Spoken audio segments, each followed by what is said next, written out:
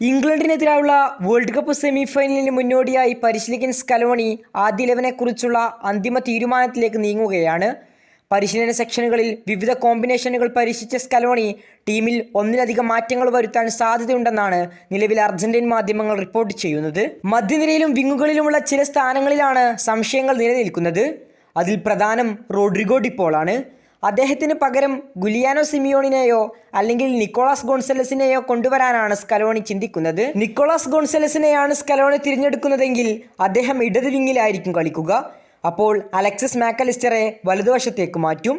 എന്നാൽ ഗുലിയാനോ സിമിയോണിനെയാണ് അവസരം ലഭിക്കുന്നതെങ്കിൽ അദ്ദേഹം നിലവിൽ ഡിപ്പോൾ കളിക്കുന്ന വലതു വിങ്ങിൽ തന്നെ കളിക്കും. ഇതിനെല്ലാം പുറമെ മധ്യനിരയിൽ എക്സിക്കൽ പലാസിയോസും ആദ്യ 11-ലേക്ക് പരിഗണനയിലുണ്ടെന്നാണ് റിപ്പോർട്ട്. മധ്യനിരയിൽ സ്ഥിരതയും പ്രതിരോധത്തിന് അധിക കരുത്ത് നൽകുക എന്ന ലക്ഷ്യത്തോടെയാണ് ഈ നീക്കമെന്നാണ് വിലയിരുത്തൽ. ഇനി റൈറ്റ് ബാക്കിന്റെ കാര്യത്തിലും സ്കലോണിക്ക് സംശയങ്ങളുണ്ട്.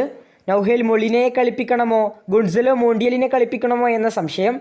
ഏതായാലും അർജന്റീന ഇറങ്ങാൻ സാധ്യതയുള്ള ആ ലൈനപ്പ് നോക്കാം. നിലവിൽ സ്കലോണി പ്രഖ്യാപിക്കാനിരിക്കുന്ന സാധ്യത 11 നമ്മൾ പറയുന്നത്.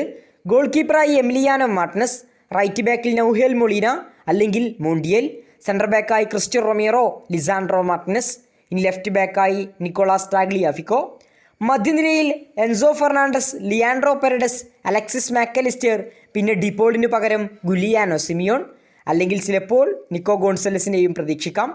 ഇനി മുന്നേറ്റ നിരയിൽ ലിയണൽ മെസ്സിക്കൊപ്പം ഹൂലിയൻ അൽവരസ് ആയിരിക്കും കളിക്കുക.